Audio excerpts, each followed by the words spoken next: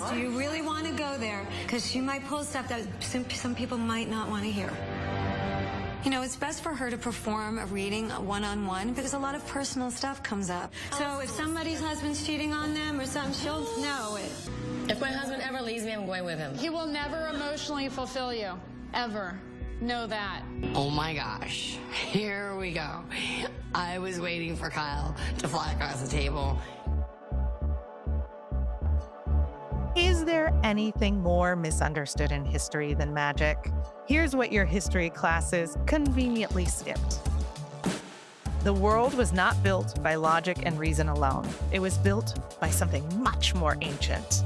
The Hidden History of Magic tells the true stories of the astrologer in the White House, the intuitive who sat alongside Gilded Age tycoons, and the black ops government agencies that have used mediums to talk to aliens since the 30s. These moments often get covered up, sidelined, or buried because they prove something. Magic is not fringe. It's used every day. Because while we've been trained to trust everything but our own intuition, the people in power never stop consulting the stars. They know something we've been taught to forget. Magic is real, and we have access to it. I'm Rhiannon Houch. And I'm Erin Bagwell. We are psychics, witches, mothers, and storytellers ready to break down history's best-kept secrets. Welcome to the Hidden History of Magic.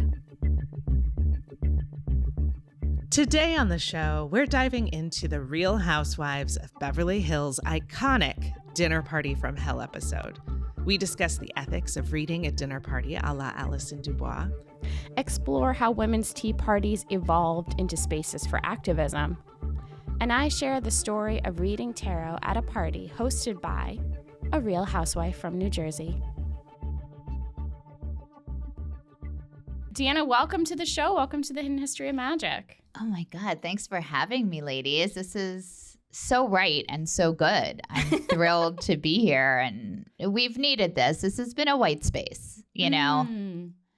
Well, we know you. We love you. Deanna Cheng is an actress, a writer. She's the founder of the Montage Queen and the co-host of How to Be Less Old.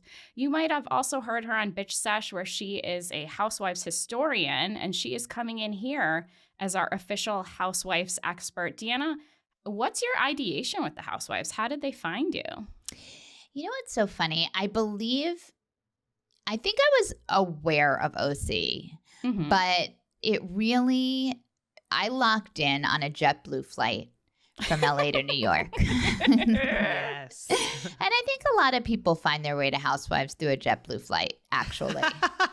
No truer words. I feel like when you're locked into media, you can't get to your phone. There's only so many options. I love an airplane movie. Yeah, and they had Bravo, and I just watched New York the first season.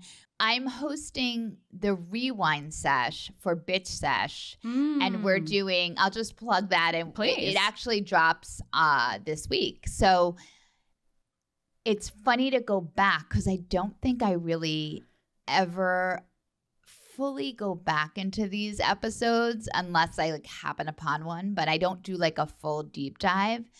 But yes, I was on that JetBlue flight. I remember specifically seeing Luann's statement necklace, and I thought, God, this is filling that hole for Sex and the City. Wow. Yes. Yeah. New York girls, we're eating at the restaurants, we're bopping around, and that four-top is full. The four-top's full, So that was my real way into Housewives. I don't think I've ever heard the Sex and the City pipeline, and that makes so much sense. And it was so empty without it. Yeah. It was the era of the statement necklace, too. God. And so So much good fashion. Yes. Rhiannon, So what much. about you?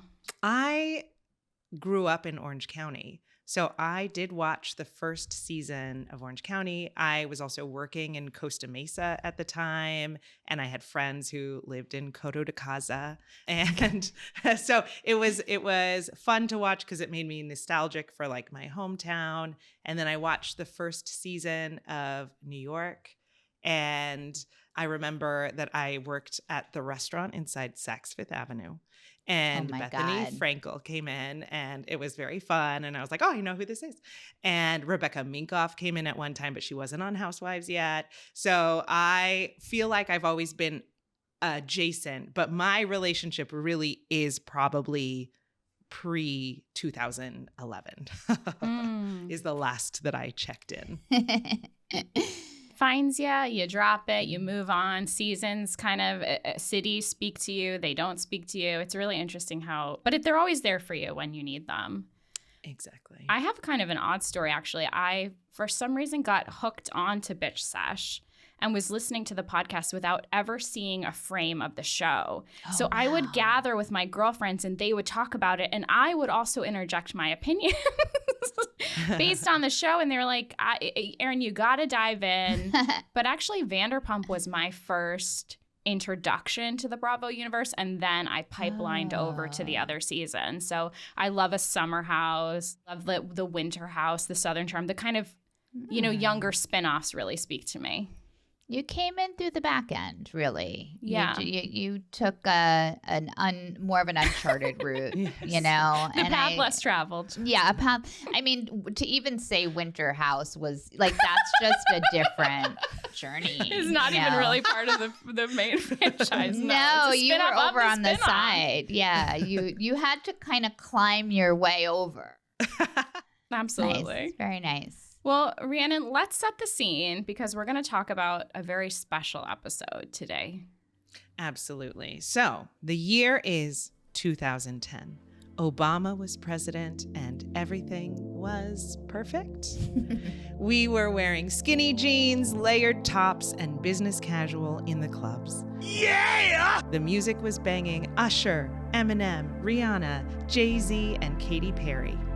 Instagram just came out, so we were all posting sepia pictures of our food at brunch because we were all still hanging out IRL. Meanwhile, Kyle Richards is about to be rocked by a psychic at her dinner party from hell on The Real Housewives of Beverly Hills, Season 1.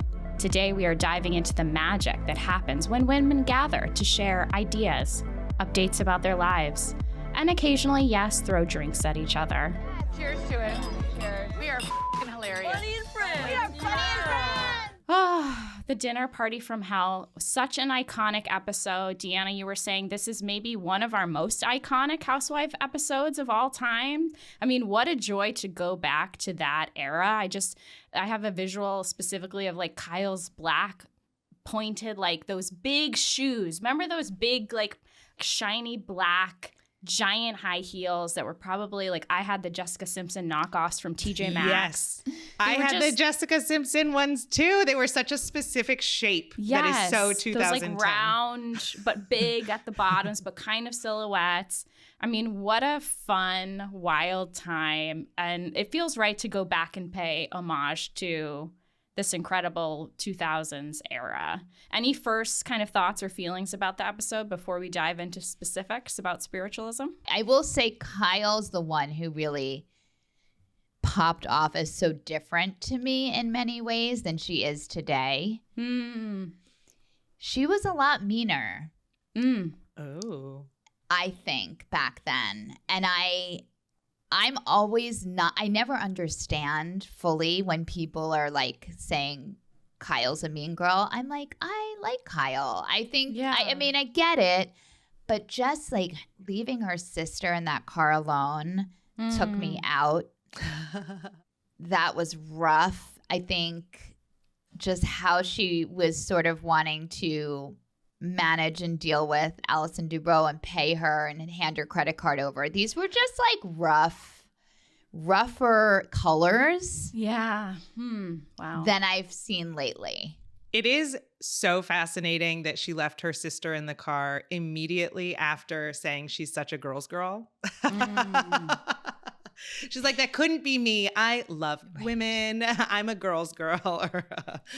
Yeah. And now you will be going in that car and we are going to the Polo Lounge and I will not be answering the phone and you didn't stick up for me and you're going to get punished. Like that was the overall vibe. Well, it felt very much like Camille and her were energetically like fighting for alpha. And it felt like that position put Kyle in kind of this kind of, it made her feel and be kind of like nasty and outrageous and really catty. Yeah. And different than we see her now but now she is the alpha. Now she gets to wear the crown and everyone kind of revolves around her. And so maybe it kind of was that grasping for power. Mm-hmm. Especially in the beginning, season 1. I mean, we're shaking it all up. I mean, even seeing Camille in this light, because I recognize her as like a friend of, but to see her hosting and to see her in the house and everything, like that was fascinating. Yeah, I know. Camille, guys, I know this isn't the point of the show, but like I just want to discuss her speech pattern. She is so staccato with how she gets her thoughts out, and they feel like she's always doing a lot of like gymnastics and then blurting something out, and it's very, there's just no flow. I'm concerned about you as just like how you move through life. It seems hard. I can see that. Was she the one? I know that there were She's our hostess. Yes. Was she the one who was like, oh, you were in Playboy? Yes. Yes. And it was very like, everything was tonally the same, whether she was saying something nice or something that was clearly like trying to poke a bear. You couldn't tell because everything is kind of the same note with her. Yeah. The morally corrupt Faye, right? Yes. That was her line. And Well, but then Kyle being like, "Weren't you in Playboy?" ? Yes. Like, wow, just kind of the caricatures that they're playing of each other of like, I'm going to be the prim and proper, and I'm going to call you, and that's morally corrupt, and like, well, I was in Playboy, but I didn't show like my full body. It was really in a lot lingerie. It was a lot of mental gymnastics. She was in the supplement. I died to hear I was in the supplement. I was like. Those are hard things to unveil, and reveal. It's like, that's the thing with Camille. Okay. She lives in this gorgeous house. I mean, styled strangely, but we're back quite a bit. She moved into a life that I don't think she ever felt fully deserving of. And so she was an MTV dancer. She was in the supplement. And she's trying to... I see what you're saying. Yeah. Trying to feel her way into, I belong here.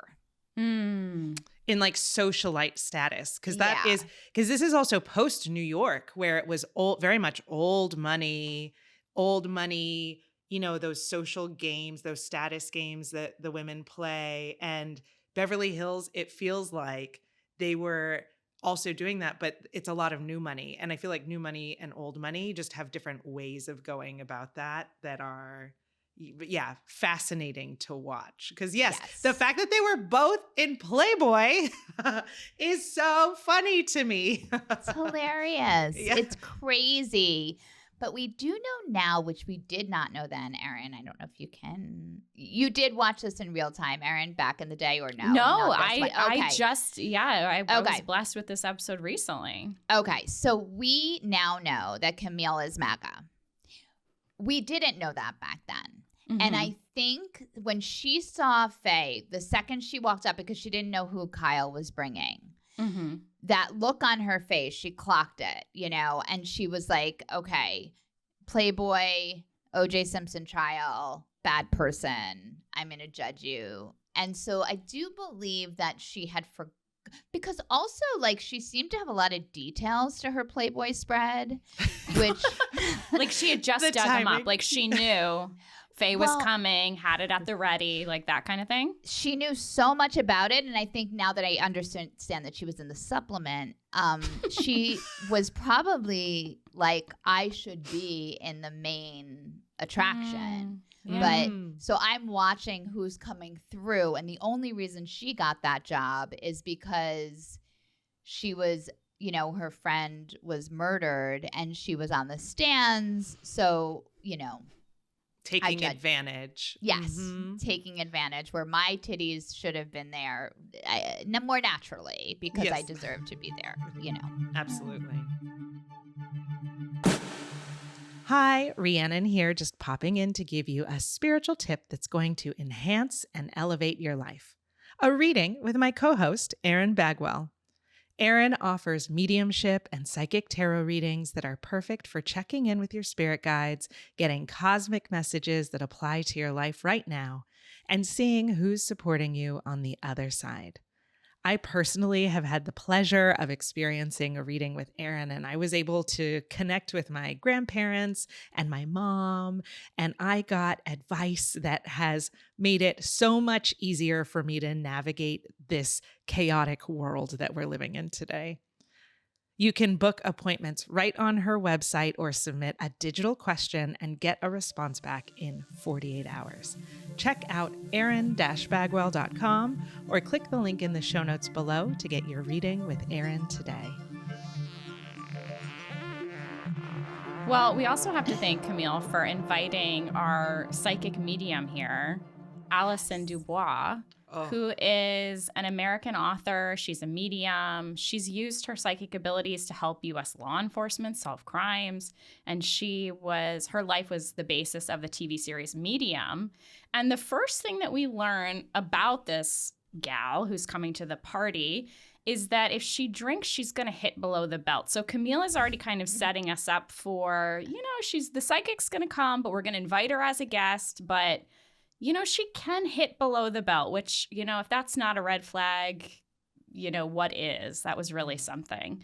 What were your guys' first impressions of Allison as she sauntered in here to the scene? I love that everyone enters the house and they have to use two hands to hold the big ass drink that everyone is drinking. And so it felt a little like a setup, but yeah. Did you guys, now I'm so curious because you both do this work, the Alice, so I am very curious what you felt about her, in terms of just the validity of, I don't know, like, did you feel, okay, she's one of us? We align with our brethren, or did you feel like she was a charlatan just out of curiosity? I mean, I can say, I think everybody's psychic. Mm-hmm. And I think alcohol does induce you to kind of have moments or hits or feelings. And I thought one of my favorite parts of the episode was when Faye actually said, a comeback and said, well, that's my psychic powers. Because I think we're putting Allison up on kind of this pedestal that I felt like was a little bit gross. And I thought her attitude and her energy and the ethics of what she was doing, I thought it was like a horrible, horrible representation, I think, of what being an intuitive is. And I think brings up a lot of weird kind of questions about what is appropriate and when. And Rhiannon and I have had this conversation of people asking you for readings at very inopportune times. That is part of the job, but it's also your, discernment to be oh, I'm not energetically there, for her to kind of bait it and say, don't get me started with her e-cigarette. I mean, it was so much. And the way that she would hold it. I loved it so much. I will say that I am team Allison DuBois. I did watch the TV show Medium when it came out. And I think that what I walked away with. Rhiannon, you're a menace. You are. What I walked away with is that I am not nearly as petty as I should be and could be, because some of the stuff that when she said, I know when she's going to die and how it's going to go down. And that's just something that I get to live with. And then took a drag of her e-cigarette. It was very chaotic, and in a way where if I'm going to be a witch, I need to really, step into this. This is a model that I can now follow. Yeah. No, it is good to wield some power at times, Yes. when need be. Obviously you can't, go for dental cleaning and hurl that at your hygienist. No. Listen, she was pushed. I will give that to Allison. She she was a menace, and she was reckless, and she was drunk. But, you know, she did try to set a boundary, which was, I am off the clock. And that was not a respected boundary. Okay. So there are many times when people ask, oh, what do you do? I just tell people I'm a psychic. It's the easiest explanation. And so a lot of people are like, oh, will you read my tarot cards? And I'll have to say, people usually pay me for that because I have the boundary. I don't want to be reading everyone's energy. I want to get to know people, how they want to present themselves to me. I don't want to be tapping into energy or going places to do the work that I do. Sometimes I just want to be a human. And I only recently started being like, I used to feel like I had to prove it all the time. Like if I say that I'm psychic, then okay, let me show you. What do you want me to do? But now I'm at a place where I don't feel like I need to prove it. And it feels a lot easier just to say like, people normally pay me for that. Does anyone push past that boundary? And it's always people who don't believe in psychics. Okay. I would say 100% of the time. So they're looking for a freebie and they don't believe. They're just like kind of. Yeah, because I think what they are saying is prove it. That's what Kyle was saying is prove it. I'll pull out my credit card because I'm going to, put my dick on the table so you could put your dick on the table. And You don't think Kyle believed? No. I think the other woman who was like, is my grandma here? I think she believed. Who was that? Who said that? Who is my grandma here? Was that Lisa Vanderpump? Oh, the English I one? think it was it Taylor? It was one of the blondes in the middle. Okay. Oh, yeah, because Lisa Vanderpump was the one who kind of respected that, she's off the clock. She's like, oh, gosh, I must watch it. Like, I've never seen that. What a great Lisa. Wow. It just came out. I do miss seeing Lisa on screen as a housewife. That was really fun to kind of get back in her world and Ken and the whole thing. The pink, everything. It was tough. I mean, I think one of the big things for me energetically, and maybe this is like just like a me thing and I'm a Pollyanna, but like I'm always looking for messages for people's like best and highest good. So like I'm not looking to like tear down a client. And even when clients come to me and they have big life questions, like I feel like it's my job to deliver it in a way that's like kind. Right. But, and sometimes you get bad news and sometimes you share bad news. But I guess what really threw Allison off of my team, and I'm Team Kyle, I guess, on this one, is like that she just attacked her. Like her first message was like, great, well, your husband will never fulfill you. Like that was her first like arrow. And that was such a nasty, cold thing to say. Or no, she asked, have you been married twice? Like she really wanted to like laud something over on her. And I felt like that was really nasty. I mean, but wow, did she nail it? I have to. I mean, so I watched it with my husband who's never seen this episode, and he gasped. Yeah. I mean, it's a gaspable moment. We are now in 2026, and exactly pinpoint to the T, she called it. Yeah. And so, and at that time, I remember thinking, they are so in love. There's no way that would happen. This girl is out of her titties. Like, this is just so wrong, this assessment. And like clockwork, her oldest kid hit like 18 or 17 or whatever it was. And what she cited, what Kyle has cited for the breakup is like he wanted to live this fast Beverly Hills adjacent lifestyle, going out, meeting with clients. And she's more interested in going to the woods and reading a book and bringing everything down. So literally, he won't emotionally fulfill her. Yes, her exact quote is, he will never emotionally fulfill you, period. You know that, period. Once the kids are bigger, you'll have nothing in common. But then Kyle's response was, anything else? I mean, that was was a wild fight. response. To me, it's very much like a showdown, like very Western. Right. Yeah. So I took notes. It was very impressive the way they went back and forth. But even like this being, it is the sickest burn to get someone with the truth, I think, above all things. And so the fact that she had to dig so far into the future just to be able to like, I got something for you, is also very chaotic, because she could have talked about the year ahead, like what's going on right now. There's a million things, but she did really want to go for the thing that would hurt her the most. But, things get cut out, Rhiannon. Maybe you're right. Maybe Kyle was goading her a little bit. And so she was like, fuck you. Like, here's information. I mean, that credit card comment was so dark of like, well, if I whip my credit card out, will you start speaking? Like, that was right. Very, Sutton being like, is your wallet big enough? Like, that was a real moment of classism for sure. Well, it is also this idea that psychics are charlatans who are only doing it for the money. I mean, I do want to layer in, not to be like thinking of it in a production standpoint, but we are shooting a show. Mm-hmm. You have been brought here, and we're leading with, Camille's not just like, this is my friend. P.S. We must dig into the Dee Dee energy, okay? Because I need to hear what you guys think about Dee Dee and her sidekick to Camille's energy, okay?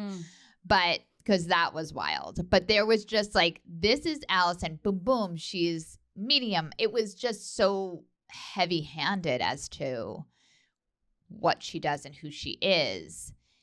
So what are you doing there? I mean, I heard an interview with Allison DuBois years later and asking about the dinner party from hell. And she said that she was on book tour in New York, and Camille was like, oh, these women, it's really hard. I'm just having a hard time. And Kelsey, she was not necessarily friends with Camille. She was friends with Kelsey Grammer. And so Kelsey was like, can you please accompany her? She's like hosting this party, and, she just needs some support. And then Allison said that, now who knows? Because this is her telling the story. Yeah, it's her rendition. Yeah. Later. But she said that she didn't realize until after the show aired that she saw the talking head of like, oh, she hits below the belt when she drinks, that she realized she was being set up. She would get up to go to the bathroom, and when she would come back, everyone was like whispering about her, and then like come back to like, oh, hi. So she felt like everyone was kind of pitted against her in a weird way. And she's like, oh, I don't think I'm here for moral support. This feels like a setup. But she did also say that she's on Cameo now and that she gets a lot of requests. So thanks to this episode. Yeah. So it worked. Make note. Yes. Yeah. Allison DuBois also said that the butler would, if you were half empty, they would just top it off. You could tell because she'd be drinking and then it was filled back up. Yeah. But Camille, there were several shots to her just like loving, drinking in, enjoying the chaos that was happening around the table. She was like, so that lines up with kind of what Allison was saying about the setup. But also it's odd that she would want to show her services in like such a negative way too. Like it didn't really paint her in a light of like, let me go grab a reading from her. She seems really legit. So if she was looking at it from a business opportunity, and obviously they're talking about her, I mean, she had to have known that they were going to ask her about it and ask her to do read. I don't know. It feels like maybe she was set up. Maybe she was bamboozled because she clearly had no idea what was happening at that table. And when you have a TV show about you and you're working with, you're on a book tour, you have things going on, I don't think she has time to do one-on-one readings. Or, she's probably at a point in her career where she's not looking to book sessions out of this experience. She very clearly believes that she's above that. Like she made it clear that what her status is in this room as well. Like you aren't going to do anything with your life. Didn't she say that to Kyle or someone? That was crazy. And it was really in response to like, I have a full life. Look at all of my accomplishments. I don't need to prove myself, but you do, because you have done nothing with your life. Yeah, she said, you're nothing, you've done nothing, you're nothing. Oof. That's hard. That's tough. That's a harder sequence. What was that slam? Is she just saying you? First, I was like, is someone losing their legs? Is that a prediction? Oh, yeah. Or was it just? It did seem like a threat. Yeah, it did. When she was telling you got 2 legs last time we checked, like maybe the next time we check, there will be 1 less, you know? Yes. I'm so bored of this conversation, Then honestly. leave. I'm totally over Then it. leave. If you're over it, then leave. Allison, you leave. You've got 2 legs the last time we checked. Ew. What is that supposed to mean? Now does she have these like dead people who can chop your legs off underneath the dinner table without you knowing it? She was hurling 2 legs at people, which I found confusing as to like what it was. She was just saying, use them and walk out of the room. Is that what she was saying? Well, Okay. I think maybe Rhiannon, to your point, maybe she was just there to support Camille. And so she was just being her like bulldog, and that was it. That's what she thought was happening. It felt like that. And so, yeah, it turned into more of a cat fight than anything else. But yeah, the way that she was, I mean, they even commented about how she kept looking away because she was like really, I didn't even know that was an e-cigarette because it's so like brother. pre-vape. Brother. They just used to look like cigarettes. Yeah, they did. I did not. And to smoke inside at a dinner party, that's how you know she was drunk. Yeah. That'll be my Quite Halloween costume this year. I'm going to have an e-cigarette and I'll just be running around. But the fact that it's almost like she started leaning into this, the way that people were thinking about her psychicness with the like, last we checked, it did feel like she wanted to bait people into asking about their future or scare them about the future. Because she then when no one responded to that, she was like, I know when she's going to die. And so it was like, so to me, that is an abuse of psychic power. Right. Thank you. Yes, Erin. Erin, you're right. I mean, there's no 2 ways about it. You know, whether we at the bottom, at the end of the goddamn day, you know, she was abusing her psychic power. I will say, as someone who's done mediumship readings to a housewife before at a party, I was invited to do tarot for Margaret Josephs for her friend's birthday party. So I was in New Jersey. I got to go into her house. And at the time, I was a very new medium. And so I had only like signed the contract because I had agreed to do tarot. And I was like, okay, like I don't feel comfortable doing group readings like quite yet, but I'll do, you know, this other psychic service. But then when we got there, Margaret had me at the table. She had like 15 guests and she was like, we want mediumship. That's what we're here for. And so I was like, okay, great. And I just started reading the audience. But it's a very intimidating group of gals energetically to even hold like their kind of bravado. And this is something we talk about a lot on this show is the difference between being an entertainer and like a stage medium and like doing personal readings, because it's such a different experience to kind of have somebody and hold them through a reading versus like having to really perform. And these, you know, healers and energy workers and tarot readers and psychics that go on the Housewives really have to have that, you know, backbone that Allison had. She had it. Oof. Wait, Erin, was this on camera? No. But you signed the contract just to... I had agreed, like, in my mind. I was like, I'll do it, but I'm only doing tarot. How did it go? You know, it was 2 hours long. Wow. And I blacked out through the whole thing. I have no idea. Chris DeRosa was in the kitchen, and he said it went okay. Yeah. But it was, I learned a lot. It was very scary. And looking back, I think, you know, doing group readings with a group like that where people can kind of listen in is kind of tricky. And we talk about this on the show too. It's like sometimes you don't want to share the information in front of people publicly. It's a weird dance that we have to do as mediums of like what I'm going to share out loud, what I'm getting in. You're working on a lot of levels. I think there's even the component where we don't know the information that we're getting, right? We just get the signs and we're kind of a vessel to share. They're showing me this because we've mentioned this on a previous episode, but I've done a party once and multiple people cried and it was meant to be a good time. You know what I mean? Right. Cause I'm not a party. I am a party psychic. Hire me. But, but you just kind of have to report what comes through. And usually what comes through is, I think the gift is that we get to see people, like who people are when they're not putting on airs. And so sometimes it can be really vulnerable to cut through who people are presenting as and then bring the truth in that moment.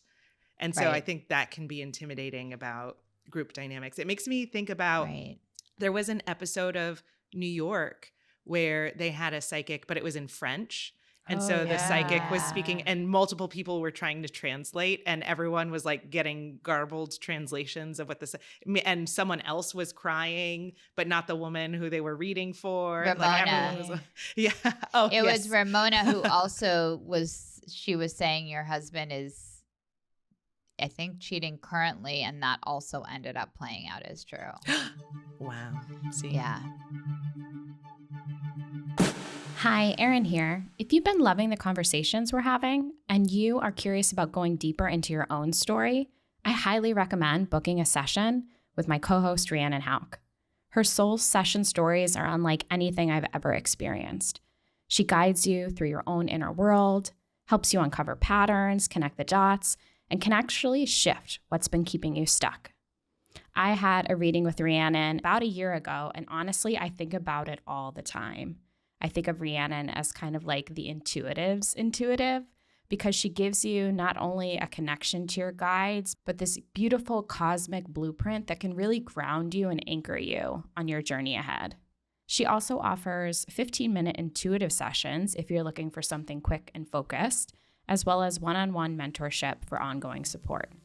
You can book with her at rhiannonismagic.com/connect or click the link in the show notes below. Trust me, you're going to love your reading with Rhiannon. Okay, now back to the show. When Allison, when she said, when she was trying to back away from getting involved with that, knowing Kelsey Grammer was involved and her showing up that day is like putting things in a different perspective. Because it sounds like she really wasn't there to hawk her wares, even though that would be a side effect of being on a TV show. And also, season 1, she doesn't know what the show is. Let's remember, this hasn't premiered. This isn't the phenomenon. So it's like, can you go on my wife's little show? It's a reality show. Can you support her? She's like, yeah, of course. So when she said, she looked around, she was like, hey, I could tell you which of your husbands are cheating on you. Like, she just said that as just a be careful, this game is for real. They're all laughing so hard, and I'm looking around the table. I'm like, and yours did, and yours did, and you're divorced, and it's like there's only one man standing, and that's Lisa Vanderpump right now. Wow. With a husband intact from those days. So I'm just like, you guys are laughing a little too hard because it doesn't end up. Yeah. Doesn't end up. Well, okay, so that is interesting then, because when she said that, like, oh, I can tell you, like, I thought it was just kind of what we were talking about. Like, you don't know what the message is going to be. You just kind of deliver what comes through. Sometimes we black out. We don't know what's happening. But now it seems like maybe she tapped in to threaten. Like, she was trying to get people to back off because she was using her psychic gifts just to go after what was defended. Well, she says, I head tap people at the table. Oh. She was like, I use psychic. If I'm talking to somebody, usually I'll tap them and get insights into their energy. I think both things are true. I think it was defensive, but I think also they were coming for her. Yeah. Right. Oh. It was feeling like it was on both. And also, well, you can't, the cosmos were flowing. Yeah. That's interesting too. What I'm hearing about doing a group session as an intuitive or a medium, that people present however they present in life with their friends. Let's say with whatever group they've brought, you're sitting there with. And you coming in, you're about to kind of shatter potentially a bit of that facade. And that is what happened to Kyle in that moment. Yeah, and it reminds me of another psychic scene where Dolores was getting information about that doctor that she was dating. What was his name? The guy before Oh, yeah. I don't know his name, but yeah. So she's with the psychic. She's been dating this guy for a long time. Her friends all kind of know he's not really the one. He's David. He's not giving her the time of day. And so the psychic is like, well, do you want to know if he's the one? And she says yes. She wants to know. And then the psychic says he's not. And so like there are these big, when you're connected to spirit, you have answers to the big questions. Do you want to know them? I mean, it's a bold roll of the dice when people come and they ask questions. And, she was trying to be strong, I think, in that moment of, yeah, I want to know. But then here we go. I mean, that medium, I will also say, told her she was about to find the love of her life, that when the door closes, her grandparents were there to support her. I think she delivered it in a beautiful way. Right. But yeah, that one was definitely more, even just asking consent. Yes. Or, Right. do you want it? Is this something that you Yes. want to know? Because free will is still always a part of it. And you can find out that, well, he's not the one, but I'm not ready to let go. And so giving her the piece of like, here's what happens when you do close the door was also like a salve on top of some very bad news, which I think was beautiful. Yeah, people are using these group sessions as like a party trick. Yeah. And then they're getting their legs cut from under them, See, that's what Allison DuBois was talking about. You have to but it isn't to be taken lightly is what I'm really hearing. Well, it's so tough. We don't control what comes through. Right. I did a Halloween festival once, and I'm dressed like a wicked witch, and I'm pulling cards for people, and it's fun, and it's light, and this girl comes up to me, she wants her cards read. I said, absolutely. She was this like adorable little, college girl, and the cards I pulled for her, I mean, it's talking about making people cry, like rocked her socks off. And I was like, I'm so sorry. Like, this is... but it wasn't even that it was bad news. It was just like I cut through to seeing who she was so quickly that she was terrified. She was like, oh my God. Like, and I could tell she was like rattled. Yeah. Cautionary tale. Yeah. Sometimes highest good isn't always best outcome. Yeah. Mm. It's just good true. isn't. Sometimes you got to break that leg to regrow that bone. Ugh. Now, Deanna, have you had a psychic party experience? I haven't, but one of my best friends has done it several times in Long Island. Her and her cousins will do a medium. They've done it maybe 3 or 4 times that I can remember. And some friends will bop in. But I think they are all bought into mediums and intuitives. So they're not coming in as this is like a joke at all. They're there. They've done this. They want the information. They're supporting each other. So I think that may be the difference. It's not a photo booth. You can't add it to the party like a fun party trick. You know what I mean? And think that it's going to go well. Like everyone needs to be in that headspace. Well, it is confusing because we see, we did an episode earlier in the season about TV mediums and kind of the psychics of the 90s that you'd call in, your Miss Cleos. And part of what makes spiritualism popular is the entertainment value.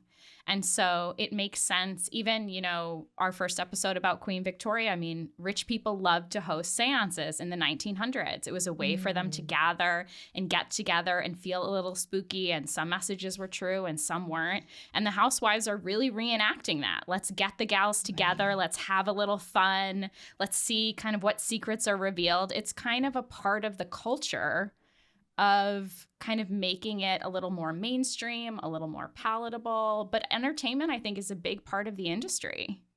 Yes. The first time that I ever had a psychic reading, technically, was at a party. It was a holiday party for my job at Bank of America. Wow. And Shout out. Hey, girl, hey. Yeah. But it was like such a conservative mainstream, you know what I mean? Like they were people who probably saw this on Real Housewives. And we're like, ooh, wouldn't it be funny and fun to have a psychic at the party? And so I remember the psychic did say that I might be famous. But she also said that, you're dating someone? And I was like, yes, we live together. And she was like, oh, he's not that into you. And so I was like, okay. He was with me at the party because he also worked at Bank of America. So I spent the rest of the party going around telling everyone, like, she said that he hates me, or like, she doesn't like me. Isn't that so funny? And she was right. She was very right. Yeah. Damn. And you feel that was he just wasn't as into you as you thought. Yeah. Well, and I think we had been together for a really long time and we had become really different people. And I mean, we started dating when we were 19. So it was, so it was, she was absolutely right that we were together out of habit. Mm-hmm. And I think I was blissfully unaware of this. So I thought it was very, very funny. And she caught me talking shit about her too. And this was before I knew that I was psychic. And so I was definitely talking shit the whole party about her because of what she said. And yeah. And he ended up marrying the person that was like my assistant at the. Oh God, I thought you were going to say the psychic. No. What? No, but it means that everyone at that party knew that the psychic was right because I let her know. And then he ended up marrying someone else in the office. Damn. Do you think so it didn't strike any chord of she nailed it? Good for question, you. Deanna. Oh, not at the time. No, I thought it was so funny because I was like, look how far we are. Like, we're literally here at this party together. So it did not compute. Some messages don't hit until they hit, man. Right. I know. And it did take 2 years, I think, for things to fall apart eventually. But it was, no idea. I should have looked at his face as I was telling everyone. Oh, man.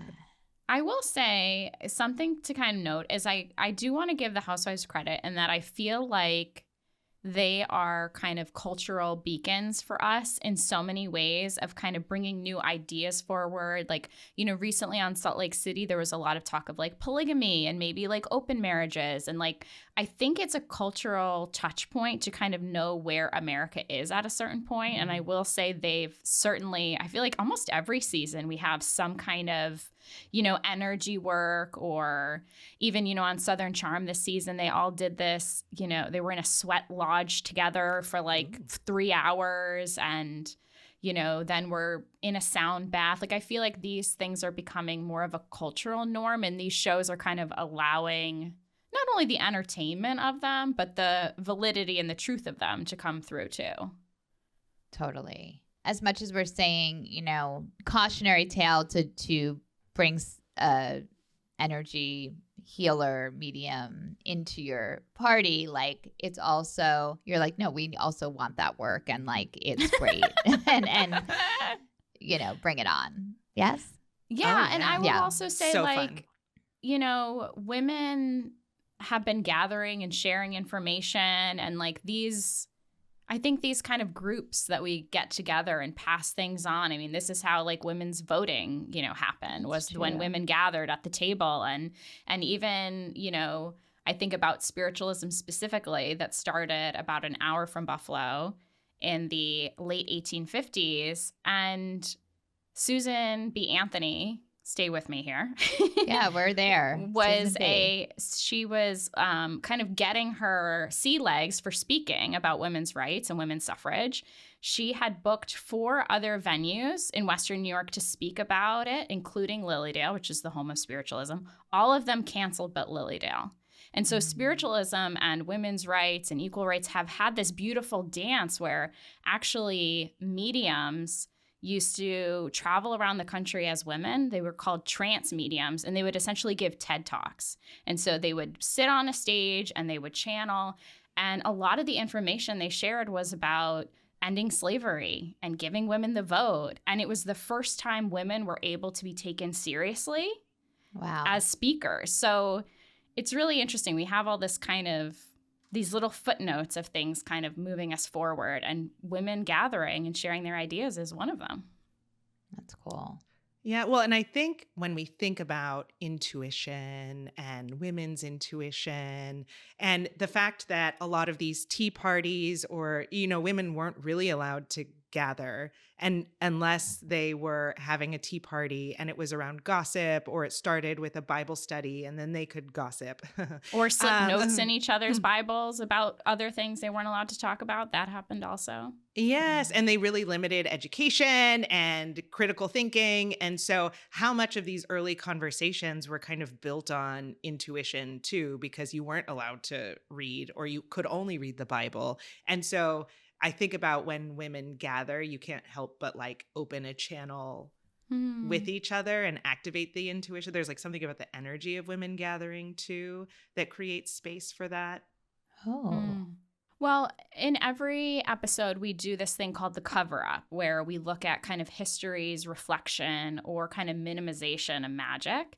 And I think, Rhiannon, to your point, people kind of don't see the Housewives as this cultural behemoth that we do and that we recognize. And so the cover up is kind of, oh, it's just a woman's show. It's just reality TV. It's just gossip, when really we're seeing and learning so much about each other. And I love this idea of women gathering and almost opening an intuitive portal together as they, share ideas and feelings. But I think that's it. I think we don't recognize it for the power that it is. Also think there's something interesting about the fact that some of the housewives are intuitive, but they wouldn't say it that way because it's again, this idea of a psychic is someone who's trying to make money from it and not just that we're all a little bit psychic. And so like Dorinda talks about experiencing Richard, her husband, feeling him after he passed and having conversations with him. That very much screams medium or, and so it's interesting that I think that that they openly talk about these things and they openly invite the magic into the space. And then what makes it okay is by shitting on it just a little bit so that it's like, oh, but it's not real. Oh, it's just a game. Oh, it's not that big of a, it's just a party trick. Oh, it's just for entertainment. It's just salacious. But people are still getting real advice, real cutting to the truth. And so, it's interesting that I think about this a lot for anything that is not mainstream or popular yet, that if we can make fun of it first, then it kind of gives us a little space. But like, that's funny, right? Like that's dumb, right? And then we eventually all start doing it is how a lot of this stuff, I think, begins. And there's something really interesting about the way that we cover it up by making it silly, but that also is the thing that allows us the permission to walk through the door. I love that. Any final thoughts on this episode? Any takeaways of our dinner party from hell that we'll be taking with us this week? I think that this was such a joy to watch. And I am going to, everyone talks about being in their villain era. And it's that thing where it's like, people are like, well, I have boundaries now. But now I'm going to enforce my boundaries like Allison DuBois. But not as mean. I'm just going to take a little bit from her. I'm going to lean a little more into the biting back a little bit. Listen, she took her space up at that table. She planted her little butt on that seat, and she ran the room. And she was with a lot of ladies where she was the outsider, and that did not stop her. I had to tip the hat at the end, and I can pull from that and learn. And I would like to end on this sentence for me that I just thought, wow. She said, "It's a girls' night. We're not supposed to be good. We're supposed to be really bad in a safe setting." I'm just going to think about that. Incredible. Yeah. I love it. I'm actually scheduled to do a party next month. And I'll be bringing some Allison energy to that party while I'm reading cards for ladies, for sure. And thinking about the portals we're opening. Mm-hmm. But I love that we gave her, I feel like we all kind of went back on her side, ? We weren't, and then we were. And, these are the gray areas we exist in.